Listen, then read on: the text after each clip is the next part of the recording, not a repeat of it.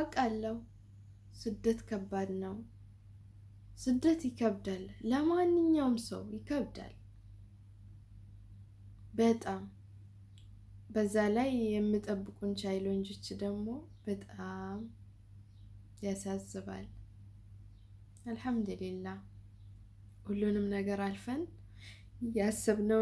ያሰብነውን ነገር ላይ እንደርሳለን ብለን ኢንሻአላህ ዱዓ እናደርጋለን። እህት ወንድሞቼ ራሳችሁን ጠብቁ። ስደት ከባድ ነው። እኔ ብዙ አመት አይቻለሁ። የስደት ማንነት በደንብ ጠንቅቄ አውቀዋለሁ።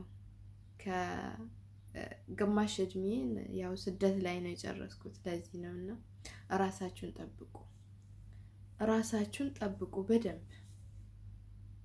በቃ የአረብ ሀገር ሴት ውስጧ ባዶ ነው፣ ደክማለች፣ ደክመናል።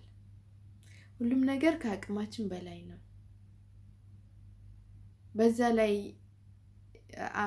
ወር እየቆጠርን ወራት አመታት እያስቆጠርን ስንሄድ ውስጣችን በአመት በቆጠርን ጊዜ ማለት ነው ብዙ ነገራችን እየደከመ ከውስጣችን ይመጣል። ለምን? ስራ እየሰራን በሀሳብ በጭንቀት ነው። መቼም ስደት ላይ ሆኖ ፍሪ ሆኖ እንዲህ ኖርማሊ እንደማንኛውም ሰው ወይ ደግሞ እንደ ትላንትናው ቤተሰቦቻችን ጋር እንደምንኖር አይነት ሁነን መኖር ዘበት ነው እና ስለዚህ እባካችሁን ብዙ ነገር እናጣለን ስናስብ እያሰብን ያሳለፍናቸውን ጊዜ እያሰብን ደግሞ ለወደፊቱም እያሰብን ያለንበት ጊዜ ላይም እያሰብን ብዙ ነገር አለ የሚያጋጥሙን ብዙ ነገር አለ ቆጥረን የማንጨርሳቸው ማለት ነው።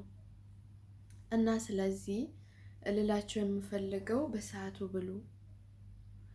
ያገኛችሁትን ነገር ውሃ ትንሽ ቆይታችሁ ጠጡ። ብዙ ነገራችን እየተጎዳ ነው። እኔ በራሴ ላይ ያየሁት እህቶቼ ወላሂ በራሴ ላይ ነው ያየሁት ብዙ ነገር። ወላሂ ስደት ላይ ብዙ ነገር ሆኛለሁ እኔ አልሐምዱሊላህ አላ ኩሊ ሐል። ግን ይሁን እንጂ ማለት ነው አሁን ሳቅ በጣም ነው ራሴን እንትን የጎዳሁት። እኔ ነኝ ራሴን የጎዳሁት ወላሂ። እንኳን ምግብ ራሱ ማለት ነው ምግብ ራሱ በሰዓቱ አልበላም። ለምን? ስራ ስለሚበዛብኝ። በዛ ላይ እያሰብኩኝ ስንት ነገር እያሰብኩኝ እየሰራው ውዬ ልክ መጥቼ ልበላ ስል በቃ አፕታይቴ ተዘግቷል። ብዙ ነገር ነው ያጣሁት፣ ብዙ ነገር ነው የተጎዳሁት ማለት ነው። እንደኔ እንዳትሆኑ በአላህ ይሁንባችሁ እህቶቼ።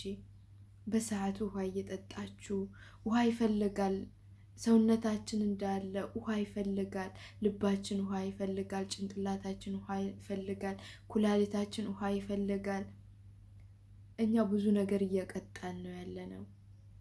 ስራው ይደረስበታል። አሰሪያችሁ ብትጮህባችሁ